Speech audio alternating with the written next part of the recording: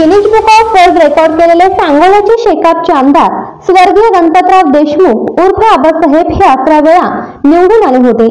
ज्यावेळी आबासाहेबांचा पराभव अवघ्या 192 मतांनी झाला त्यावेळी आबासाहेबांनी तत्काळ आमदार निवास खाली केले व सर्व शासकीय सुविधा देण्याच्या बंद केल्या। एवढंच काय, सरकारी पैशाने मिळणारी वर्तमानपत्रे याची जमलेली रद्दी विकून ते पैसे सरकारकडे जमा करणारे एकमेव आमदार म्हणजे आबासाहेब। याच काळात सरकारी वाहन, पोलीस बंदोबस्त याचा वापर केला नाही व गाडीवर विधानसभा सदस्य असलेले स्टिकर कधीच वापरलं नाही। हीच ती सांगोल्याची शान।